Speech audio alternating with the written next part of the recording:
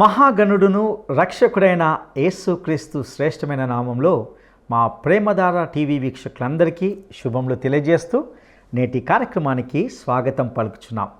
ఈనాటి పాఠంలో మనము లూకాసు సువార్త 9వ అధ్యాయము 1 నుండి 36వ వచనం వరకు ధ్యానించుకోబోతున్నాం.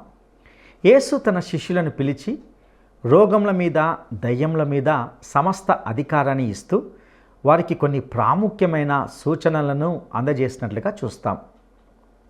శిష్యులు ఎన్నో అద్భుతాలను పరిశుద్ధాత్మ ద్వారా చేయగలిగారు. ఇందులో ప్రభువు 5 రొట్టెలను 2 చేపలను ఆశీర్వదించి వాటిని 5,000 మందికి పంచి ఇచ్చిన అద్భుతాన్ని గురించి వింటాం. ప్రభువు అసాధ్యమైన దానిని సుసాధ్యం చేయగలడు.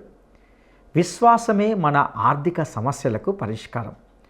ప్రభువు నేను ఎవరని ఈ జనసమూహము అనుకుంటున్నారని అడిగినప్పుడు అందరూ ఏవేవో జవాబులు ఇచ్చారు.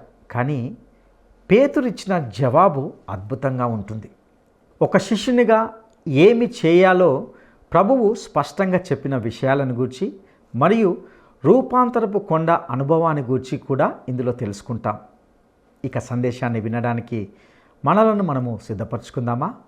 క్రీస్తునందు ప్రియ సోదరీ సోదరులారా, గత పాఠంలో రక్తస్రావ రోగిని గురించి, యాయీరు కుమార్తెను గురించి చెప్పుకున్నాం గదూ. రక్తస్రావ రోగి అన్యురాలు. ధర్మశాస్త్రం ప్రకారం ఆమె అపవిత్రురాలు. రక్తస్రావం అపవిత్ర రోగం.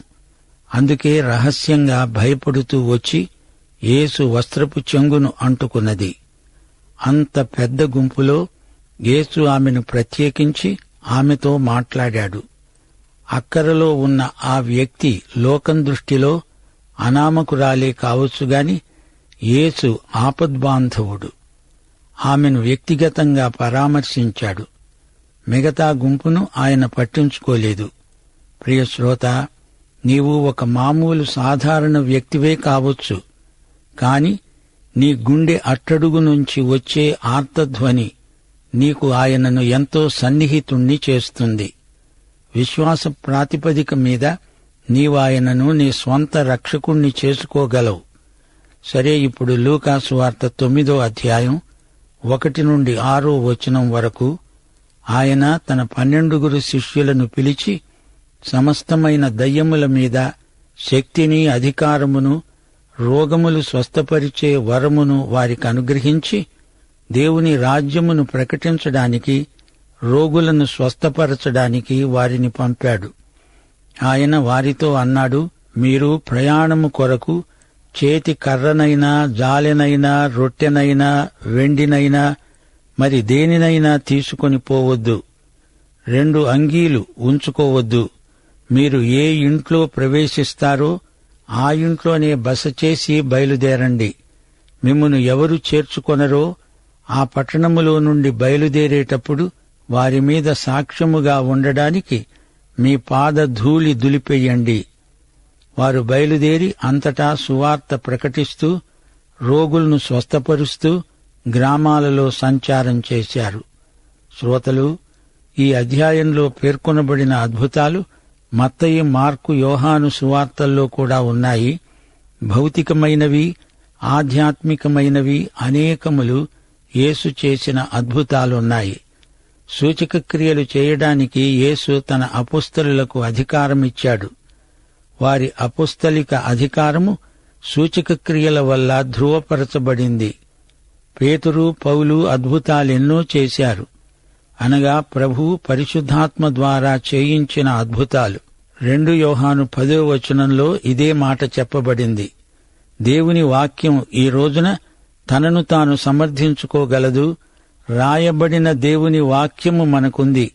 ఎవడైనను ఈ బోధను తేక మీ వద్దకు వచ్చిన ఎడల వానిని మీ ఇంట చేర్చుకోవద్దు, శుభమని వానితో చెప్పవద్దు. గలతీ పత్రిక 1వ అధ్యాయం 8వ వచనంలో పౌలు ఇదే మాట అంటున్నాడు. మేము మీకు ప్రకటించిన సువార్తగాక మరి ఒక సువార్తను మేమైనా, పరలోకము నుండి వచ్చిన ఒక దూత అయినా మీకు ప్రకటించిన ఎడల అతడు శాపగ్రస్తుడగునుగాక. అనగా ఈ రోజున లేఖనాలకు, వాక్యానికి సంపూర్ణాధికారముంది. ప్రియశ్రోత, నీవీ వాక్యాన్ని ఉన్నది ఉన్నట్లు నమ్మాలి. అదనపు రుజువులు అక్కర్లేదు, వాక్యం చాలు.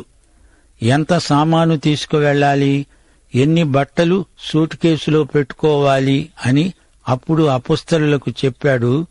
వారు తేలికగా ప్రయాణం చేయడానికి ఆ మాటలు చెప్పాడు. దానినిప్పుడు అక్షరాలా పాటించనవసరం లేదు. ఆ రోజుల్లో అపొస్తలులు ఆయా స్థలాలలో విశ్వాసుల గృహాలలో బస చేసేవారు.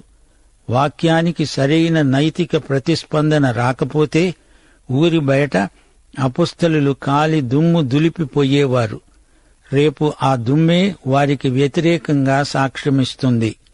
7-9 వరకు చతుర్థాధిపతి అయిన హెరోదు జరిగిన కార్యములన్నిటిని గురించి విని ఎటు తోచకుండా ఉన్నాడు. ఏలయనగా కొందరు యోహాను మృతులలో నుండి లేచాడని, కొందరు ఏలీయా కనపడ్డాడని, కొందరు పూర్వకాలపు ప్రవక్త ఒకడు లేచాడని చెప్పుకుంటున్నారు. అప్పుడు హేరోదు ఆయనను చూడగోరాడు. నేను యోహానును తలగొట్టించాను గదా, ఎవరిని గూర్చి ఈ సంగతులు వింటున్నానో ఆయన ఎవరో తెలుసుకోగోరుతాను అనుకున్నాడు హెరోదు. యోహానే బతికి వచ్చాడేమో అని హెరోదు భయపడ్డాడు. యేసును చూడాలనే కోరిక అతనిలో కలిగింది. 10-17 వరకు అపొస్తలులు తిరిగి వచ్చి తాము చేసినవన్నీ ఆయనకు తెలియచేశారు. ఆయన వారిని వెంటబెట్టుకుని బేత్సయిదా అనే ఊరికి ఏకాంతముగా వెళ్లాడు. జనసమూహములు అది తెలుసుకొని ఆయనను వెంబడించగా ఆయన వారిని చేర్చుకొని దేవుని రాజ్యమును గూర్చి వారితో మాట్లాడుతూ స్వస్థత కావలసిన వారిని స్వస్థపరిచాడు. పొద్దుగుంకనారంభించినప్పుడు 12 శిష్యులు వచ్చి ఆయనతో అన్నారు, మనమీ అరణ్యములో ఉన్నాము గనుక చుట్టుపట్లనున్న గ్రామములకు పల్లెలకు వెళ్లి బస చూసుకొని ఆహారము సంపాదించుకునేటట్లు జనసమూహములను పంపించివేయండి. ఆయన అన్నాడు, మీరే వారికి భోజనం పెట్టండి. వారు అన్నారు, మన వద్ద 5 రొట్టెలు 2 చేపలు తప్ప మరేమీ లేదు. మేము వెళ్లి ఈ ప్రజలందరి కోసమై భోజన పదార్థములను కొని తేవాలా? వచ్చిన వారు ఇంచుమించు 5,000 మంది పురుషులు. ఆయన తన శిష్యులతో అన్నాడు, వారిని 50 మంది చొప్పున పంక్తులు తీర్చి కూర్చుండబెట్టండి. వారు అలాగు చేసి అందరినీ కూర్చోబెట్టారు. అంతటా ఆయన ఆ 5 రొట్టెలను 2 చేపలను ఎత్తుకొని ఆకాశము వైపు కన్నులెత్తి వాటిని ఆశీర్వదించి విరిచి జనసమూహములకు వడ్డించడానికి శిష్యులకిచ్చాడు. వారందరూ తిని తృప్తి చెందిన తరువాత మిగిలిన ముక్కలను 12 గంపలకెత్తారు. ప్రియశ్రోతలు, ప్రజల అక్కర, దానికి సరఫరా, ఈ రెండిటికీ సమన్వయం కుదర్చాలని ఆర్థిక శాస్త్రవేత్తలు తర్జన భర్జనలు చేయడం మామూలే. వీరి ఆర్థిక శాస్త్రాన్ని, సూత్రాలను ప్రభువు తల్లకిందులు చేశాడు. అక్కర ఎక్కువ, సరఫరా తక్కువ అంటారా? యేసు మనకుంటే అక్కరను మించిన సరఫరా మనకు లభిస్తుంది. శిష్యులు యేసుకే సలహాలిచ్చేటంత వారయ్యారా? ఇది విడ్డూరం. ప్రియశ్రోత, యేసుకు నీ సలహా అనవసరం. ఆయన చెప్పినట్లు చెయ్యి. నీవు అడిగిన దానికంటే, ఊహించేదానికంటే ఆయన ఎక్కువ ఇస్తాడు, చేస్తాడు. అసాధ్యమైనది సాధ్యమయ్యేట్టు చేసేవాడు ప్రభువైన యేసుక్రీస్తు. విత్తనం నాటితే దాన్ని ఫలింపచేసేవాడు ఆయనే. సముద్రములోని చేపలను సృజించింది ఆయనే. అలాంటి ప్రభువు 5,000 మందికి రొట్టెలు చేపలు సరఫరా చెయ్యలేడా? రొట్టెలు చేపలు పంచగా ఇంకా మిగిలాయి. ఆర్థిక శాస్త్రమునకు కూడా దేవుడు యేసే. ఈ సంగతి నీవు గ్రహించగలవా శ్రోత? విశ్వాసమే మన ఆర్థిక సమస్యలకు పరిష్కారమని ఇప్పటికైనా గ్రహించు. లూకాసు వార్త 9:18-27 వరకు ఒకప్పుడాయన ఒంటరిగా ప్రార్థన చేస్తూ ఉండగా ఆయన శిష్యులు ఆయన వద్దనే ఉన్నారు. నేనెవరిని అని జనసమూహములు చెప్పుకుంటున్నారు అని ఆయన వారిని అడుగగా వారన్నారు, బాప్తిస్మమిచ్చే యోహాను అని కొందరు, ఏలియా అని కొందరు, పూర్వకాలపు ప్రవక్త ఒకడు లేచాడు అని చెప్పుకుంటున్నారు అన్నారు. అందుకాయన వారిని అడిగాడు, మీరైతే నేను ఎవరినని చెప్పుకుంటున్నారు? పేతురన్నాడు, నీవు క్రీస్తువు. ఇది ఎవరితోనూ చెప్పవద్దు అని ఆయన వారికి ఖండితంగా ఆజ్ఞాపించి అన్నాడు, మనుష్య కుమారుడు బహుశ్రమలు పొంది పెద్దల చేత, ప్రధాన యాజకుల చేత, శాస్త్రుల చేత విసర్జించబడి చంపబడి 3వ రోజున లేవడము అగత్యము. ఆయన ఇంకా అందరితో అన్నాడు, ఎవడైనా నన్ను వెంబడించగోరిన ఎడల తనను తాను ఉపేక్షించుకొని ప్రతిదినము తన సిలువనెత్తుకొని నన్ను వెంబడించాలి. తన ప్రాణమును రక్షించుకొనగోరేవాడు దానిని పోగొట్టుకుంటాడు. నా నిమిత్తమై తన ప్రాణమును పోగొట్టుకునేవాడు దానిని రక్షించుకుంటాడు. ఒకడు లోకమంతా సంపాదించి తనను తాను పోగొట్టుకున్న ఎడల లేక నష్టపరచుకున్న ఎడల వానికి ఏమి ప్రయోజనము? నన్ను గూర్చి, నా మాటలను గూర్చి సిగ్గుపడేవాడెవడో వానిని గూర్చి మనుష్య కుమారుడు తనకు తన తండ్రికి పరిశుద్ధ దూతలకు కలిగి ఉన్న మహిమతో వచ్చేటప్పుడు సిగ్గుపడతాడు. ఇక్కడ నిలిచి ఉన్న వారిలో కొందరు దేవుని రాజ్యమును చూచే వరకు మరణము రుచి చూడరని నేను మీతో నిజంగా చెబుతున్నాను. శ్రోతలు వింటున్నారా? యేసు ఎవరు అనేది ప్రశ్న. దానికి లోకస్తులు పలు రకాల జవాబులిస్తారు. ఎవరేమనుకున్నా విశ్వాసులు, ఆయన శిష్యులు ఏమనుకుంటున్నారు? దీనికి పేతురు సరైన జవాబు చెప్పాడు. ప్రియ శ్రోత, నీ సంగతేమిటి? ఆయన నిన్నడుగుతున్నాడు, నేను ఎవరినని నీవనుకుంటున్నావు? దానికి నీ జవాబేమిటి చెప్పు. పేతురన్నాడు, నీవు సజీవుడవైన దేవుని కుమారుడవైన క్రీస్తువు. మత్తయి సువార్త 16వ అధ్యాయం 16వ వచనం. యేసు ప్రభువు తన మరణ పునరుత్థానములను గురించి ముందుగా చెబుతున్నాడు. ఆ తరువాత యేసు రక్షించబడిన వారు శిష్యత్వానికి చెల్లించవలసిన వెల ఏదో చెబుతున్నాడు.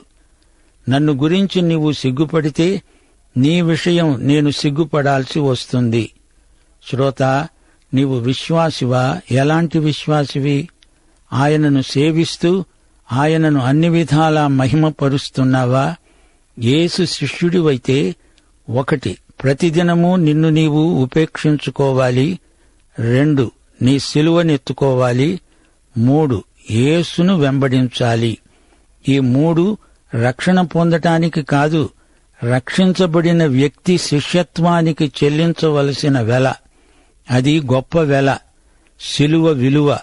ఈ విషయమై పేతురే స్వయంగా ఇచ్చిన సాక్ష్యం 2 పేతురు పత్రిక 1వ అధ్యాయం 16 నుండి 18వ వచనం వరకు రాయబడింది. చమత్కారముగా కల్పించిన కథలను అనుసరించి మన ప్రభువైన యేసుక్రీస్తు యొక్క శక్తిని, ఆయన రాకడను మేము మీకు తెలుపలేదుగాని ఆయన మాహాత్మ్యమును మేము కన్నులార చూచిన వారమై తెలిపాము. ఈయన నా ప్రియ కుమారుడు, ఈయన యందు నేను ఆనందిస్తున్నాను అనే శబ్దము మహాదివ్య మహిమ నుండి ఆయన వద్దకు వచ్చినప్పుడు తండ్రి అయిన దేవుని వలన ఘనత, మహిమ ఆయన పొందగా మేము ఆ పరిశుద్ధ పర్వతము మీద ఆయనతో కూడా ఉండిన వారమై ఆ శబ్దము ఆకాశము నుండి రాగా విన్నాము. 28 నుండి 36వ వచనం వరకు రూపాంతర దర్శనం. ఈ మాటలు చెప్పినది మొదలుకొని రమారమి 8 దినములైన తరువాత ఆయన పేతురును, యోహానును, యాకోబును వెంటబెట్టుకొని ప్రార్థన చేయడానికి ఒక కొండ ఎక్కాడు. ఆయన ప్రార్థిస్తూ ఉండగా ఆయన ముఖరూపము మారింది. ఆయన వస్త్రములు తెల్లనివై ధగధగ మెరిశాయి. 2 పురుషులు ఆయనతో మాట్లాడుతున్నారు. వారు మోషే, ఏలీయా అనేవారు. వారు మహిమతో అగపడి ఆయన యెరూషలేములో నెరవేర్చబోయే నిర్గమమును గూర్చి మాట్లాడుతున్నారు. పేతురు, అతనితో కూడా ఉన్నవారు నిద్రమత్తులో ఉన్నారు. వారు మేల్కొన్నప్పుడు ఆయన మహిమను, ఆయనతో కూడా నిలిచి ఉన్న 2 పురుషులను చూచారు. ఆ 2 పురుషులు ఆయన వద్ద నుండి వెళ్లిపోతూ ఉండగా పేతురు యేసుతో అన్నాడు, ఏలినవాడా, మనమిక్కడే ఉండడము మంచిది. నీకు ఒకటి, మోషేకు ఒకటి, ఏలియాకు ఒకటి, 3 పర్ణశాలలు మేము కడతాము. పేతురు తాను చెప్పిందేమిటో తానే ఎరుగడు. అతడిలాగు మాట్లాడుతూ ఉండగా మేఘమొకటి వచ్చి వారిని కమ్మింది. వారా మేఘములో ప్రవేశించినప్పుడు శిష్యులు భయపడ్డారు. ఒక శబ్దము ఆకాశములో నుండి వచ్చింది. ఈయన నేనేర్పరచుకొన్న నా కుమారుడు, ఈయన మాట వినండి అని ఆ శబ్దం పలికింది. ఆ శబ్దము వచ్చిన తరువాత యేసు మాత్రమే అగపడ్డాడు. తాము చూచిన వాటిలో ఒక్కటి కూడా ఎవ్వరికీ తెలియచేయకుండా వారు ఊరుకున్నారు. ప్రియశ్రోతలు, యేసు తన రూపాంతర దర్శనం పేతురు, యాకోబు, యోహానులకు కొండమీద చూపించాడు. రూపాంతరం ఆయన మానవతనే చూపుతుంది. మానవత యొక్క గమ్యం రూపాంతరం. అలాంటి రూపాంతరం ఒకానొక రోజు మన శరీరాలకు వస్తుంది. అది శుభప్రదమైన పరిణామం. మృతులు లేపబడతారు. అప్పటి వరకు బతికి ఉన్నవారైతే మహిమ శరీరాలు పొందుతారు. అదే రూపాంతరం. మెటమార్ఫసిస్, కిరణజన్య సంయోగ క్రియ. రూపాంతర శరీరాలతో దేవుని సన్నిధిలోకి కొనిపోబడతాము. అదేదో మహిమ వెలుగు బయటి నుండి ఆయన లోపలికి రావటం కాదిది. ఆయనలోని మహిమ బహిర్గతమైంది. పరలోకంలో మనము దుస్తులు ధరిస్తామా అని కొందరు ప్రశ్న అడుగుతారు. ఆయన మహిమ వెలుగే మనకు వస్త్రాలై మనల్ని కప్పుతాయి. రూపాంతరంలో యేసు శరీరంలాగే మన శరీరాలుంటాయి. అది ఆకస్మికమైన మార్పు. రూపాంతరపు కొండమీద యేసుతో మాట్లాడుతూ 2 వ్యక్తులు కనిపించారు. మోషే, ఏలియా. మోషే ధర్మశాస్త్రానికి ప్రతినిధి, ఏలియా ప్రవక్తలందరికీ ప్రతినిధి. వారిద్దరూ యేసుక్రీస్తుకు సాక్షులు. వారు సమావేశమై ఏమి మాట్లాడుకుంటున్నారు? యేసుక్రీస్తు యొక్క మరణాన్ని గురించి వారు మాట్లాడుకుంటున్నారు. పౌలు అన్నాడు, నేను ప్రకటించే సువార్తకు ధర్మశాస్త్రము, ప్రవక్తలు సాక్ష్యమిస్తున్నారు. ప్రియశ్రోతలు, గుర్తించండి, సువార్త పాత నిబంధనకు వ్యతిరేకమేమీ కాదు. రోమాపత్రిక 3వ అధ్యాయం 21వ వచనంలో పౌలు అన్నాడు, ధర్మశాస్త్రమునకు వేరుగా దేవుని నీతి బయలుపడుతున్నది. దానికి ధర్మశాస్త్రము, ప్రవక్తలు సాక్ష్యమిస్తున్నారు. క్రీస్తునందలి విశ్వాసము ద్వారానే మనకు రక్షణ ప్రాప్తించింది. విశ్వాసము వల్ల నీతిమంతులమవుతున్నాము. అదే మన రక్షణకు ఆధారం. పాత నిబంధన వ్యవస్థలో బలులర్పించారు. మోషే ధర్మశాస్త్రం బలులను ప్రతిపాదించింది. బలిపీఠముపై వధించబడిన గొర్రెపిల్ల దేవుని గొర్రెపిల్ల అయిన యేసునే సూచించింది. యేసు మన పాపముల నిమిత్తమే శిలువ మీద బలియాగమయ్యాడు. దేవుని గొర్రెపిల్లను గురించి ప్రవక్తలు ప్రవచించారు.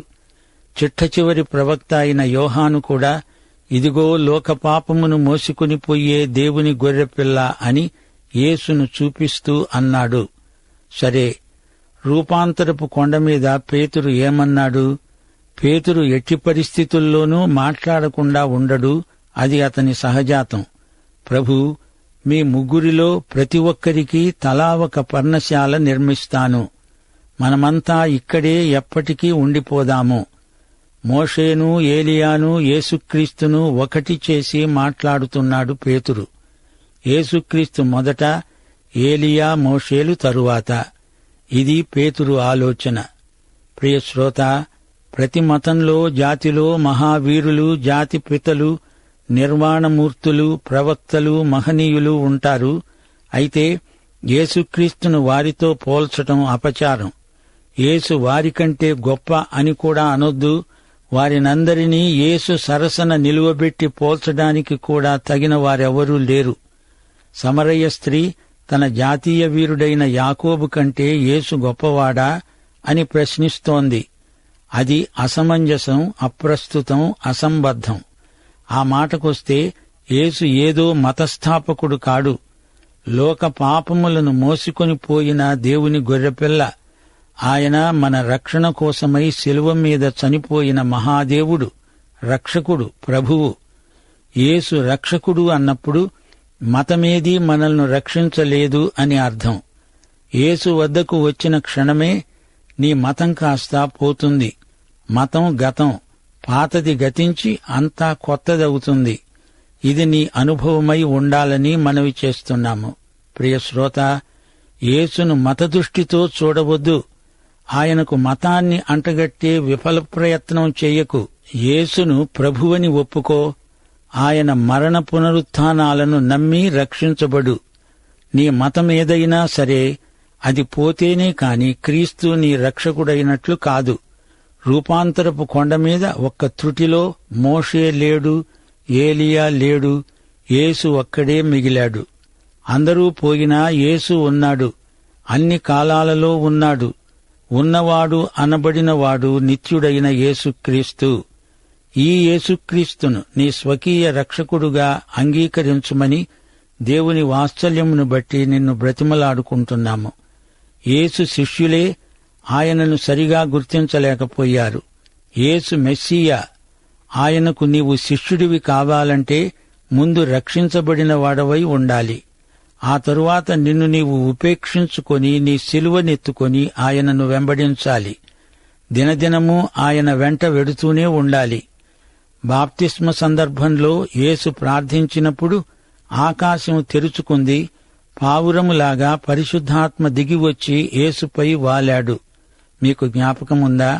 మరోసారి యేసు రాత్రంతా ప్రార్థించి ఉదయమే 12 అపుస్తలులను ఏర్పరచుకున్నాడు. ఇంకోసారి 18వ వచనంలో యేసు ప్రార్థించాడు. అప్పుడు నేనెవర్నో చెప్పండి అని శిష్యులను అడిగాడు. యేసు ప్రార్థన చేసినప్పుడెల్లా ఈ అధ్యాయంలో ఏదో ఒక సంఘటన జరుగుతూనే ఉంది.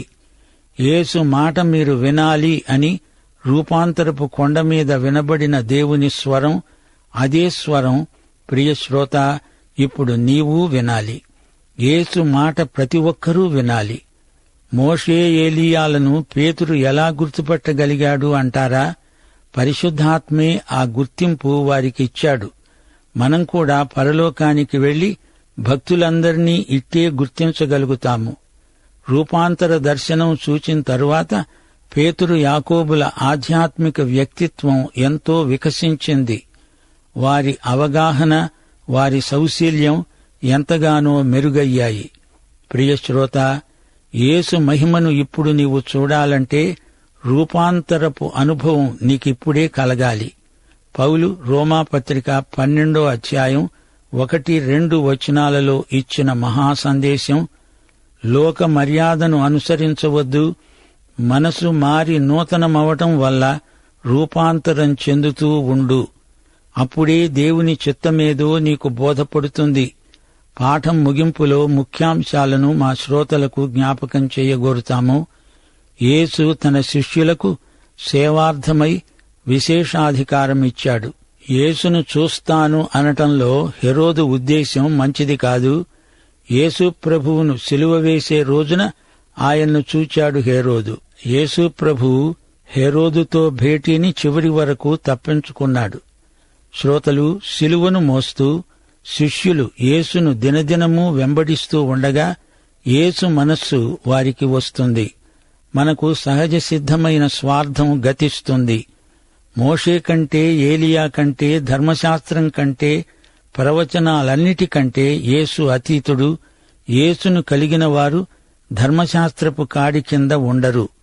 రూపాంతర దర్శనం యేసు శిలువ వేత అనే అంశం మీద జరిగిన గోష్ఠీ సభ సమావేశం. అది శిఖరాగ్ర సమావేశం. యేసు మరణము, పునరుత్థానం, ఆరోహణం అనే అంశాలనే వారు చర్చించారు. ధర్మశాస్త్రము, ప్రవక్తలు యేసు మరణ పునరుత్థానములకు సాక్ష్యమివ్వడం గమనార్హం. మరో మాట, యేసుక్రీస్తు ప్రణాళికలో మనం భాగమైపోవాలి. సేవను అప్పగించిన ప్రభువే ఆ సేవకు అవసరమైన శక్తి సామర్థ్యములిస్తాడు. శిష్యులతో పనిచేస్తాడు, వారి చేత పని చేయిస్తాడు. 12 5,000 మందికి ఆహారం పెట్టగలిగారు. యేసు పెట్టాడు, వారి చేత పెట్టించాడు. యేసే అద్భుతం చేశాడు. శిష్యులు ఆశీర్వాదాలను పంచిపెట్టారు.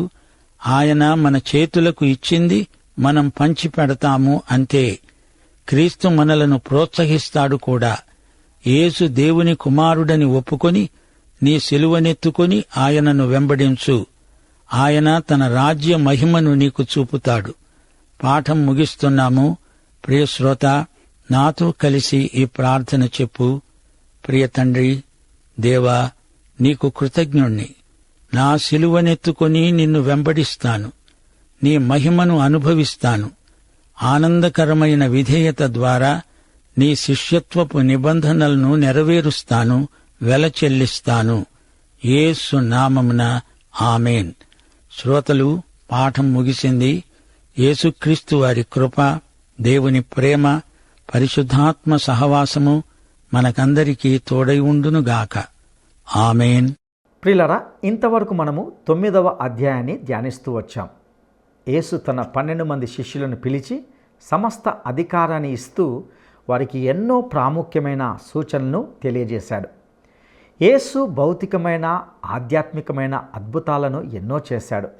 అలాగే శిష్యులు కూడా ఎన్నో అద్భుతాలను పరిశుద్ధాత్మ ద్వారా చేయగలిగారు. ఇందులో ప్రభువు 5 రొట్టెలను 2 చేపలను ఆశీర్వదించి వాటిని 5,000 మందికి పంచి ఇచ్చిన అద్భుతాన్ని గూర్చి విన్నాం. యేసు మనతో ఉంటే అక్కడకు మించిన సరఫరా మనకు లభిస్తుందని, యేసు చెప్పినట్టు చేస్తే అడిగిన దానికంటే, ఊహించిన దానికంటే అధికముగా ఆయన మనకు ఇస్తాడని విన్నాం. విశ్వాసమే మన ఆర్థిక సమస్యలకు పరిష్కారం. ప్రభువు నేను ఎవరని అడిగినప్పుడు పేతురు నీవు దేవుని క్రీస్తు అని చెప్పాడు. ఇది అద్భుతమైన జవాబు. యేసు ఎవరు అనేది ఒక గొప్ప ప్రశ్న. ఈ ప్రశ్నకు నీ సమాధానమేమిటి? ప్రియ సహోదరుడా, సహోదరి, ఒక శిష్యునిగా నీవు చేయవలసిన పనులు ఏమిటంటే, 1, ప్రతిదినము నిన్ను నీవు ఉపేక్షించుకోవాలి. 2, నీ సిలువను ఎత్తుకోవాలి. 3, యేసును వెంబడించాలి. ఈ 3 రక్షించబడిన వ్యక్తి యేసు శిష్యత్వమునకు చెల్లించవలసిన వెల. యేసుక్రీస్తు ఏదో ఒక మతస్థాపకుడు కాదు. ఆయన లోక పాపములను మోసుకుని పోయే దేవుని గొర్రెపిల్ల. ఆయన మహాదేవుడు, మన రక్షకుడు, ప్రభువు.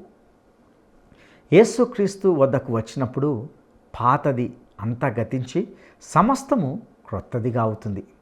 ఇది నీ యొక్క అనుభవమై ఉండాలి.